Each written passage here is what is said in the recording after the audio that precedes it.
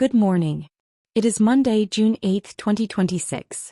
This is your Deep Dive Daily Briefing. I am your anchor, delivering a comprehensive analysis of the pivotal events that have defined the last 24 hours.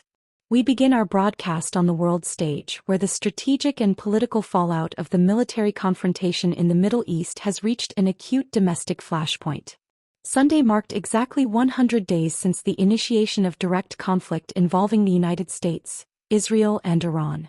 While tactical engagements continue across the Persian Gulf, newly released public opinion data reveals that the war remains overwhelmingly unpopular within the United States, presenting a severe political liability for the Trump administration and generating intense division among domestic voters.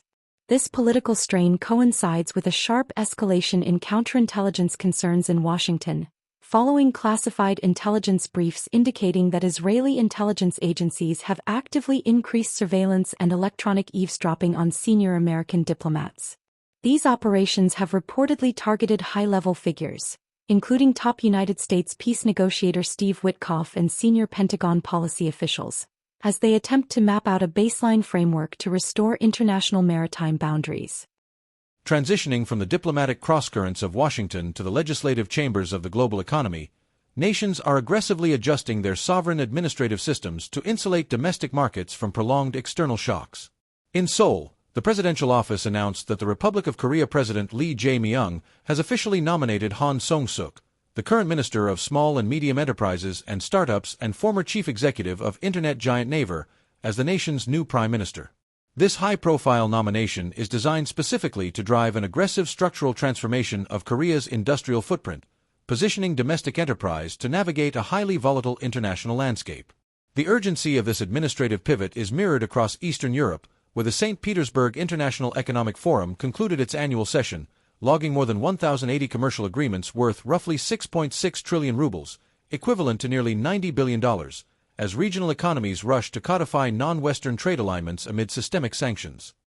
In the realm of finance, these structural realignments are forcing an institutional reassessment of capital market risks, as persistent energy bottlenecks collide with restrictive global monetary policies. International currency and credit markets are confronting heightened volatility as the ongoing naval standoffs continue to interrupt traditional supply corridors. While spot raw material markets experienced brief periods of stabilization over the weekend, sovereign fixed-income managers report that long-end government bond yields remain locked at elevated thresholds, heavily reflecting an underlying market consensus that structural defense spending and trade balkanization will keep baseline interest rates higher for longer.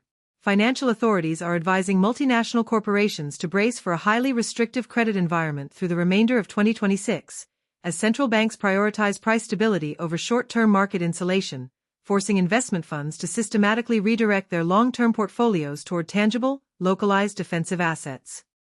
Turning our attention to the technology sector, this relentless push for operational resilience is driving an unprecedented capital concentration toward automated software infrastructure, even as communities express mounting localized resistance.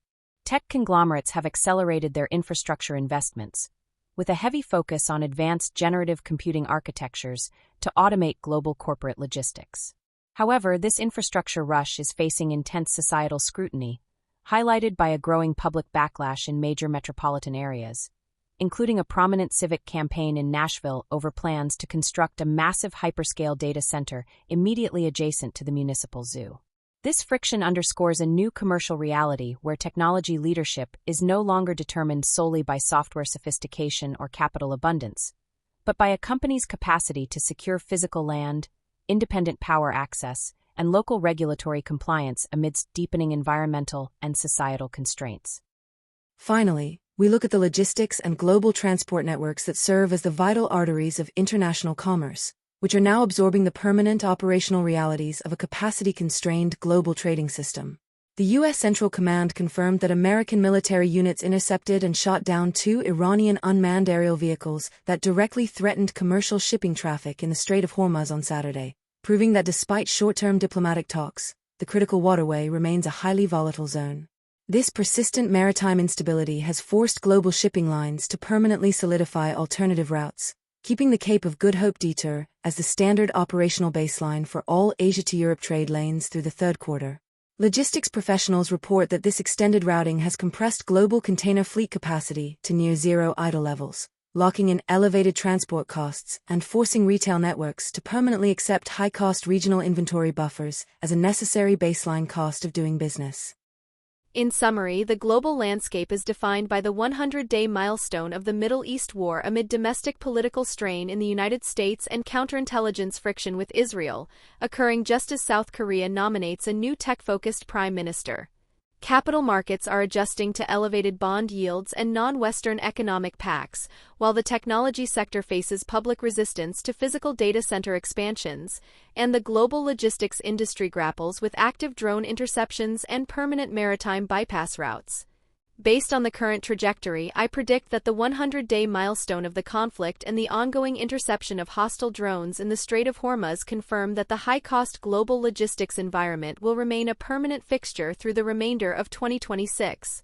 The revelation that Israeli intelligence is actively monitoring American negotiators demonstrates that the geopolitical objectives of the parties have fundamentally decoupled, making a swift, comprehensive peace treaty highly improbable. Consequently, the structural energy and transport inflation currently embedded in the global economy will persist, ensuring that central banks maintain a highly restrictive policy stance and keeping interest rates elevated for much longer than Wall Street currently projects as international commerce adjusts to a permanently balkanized trading order.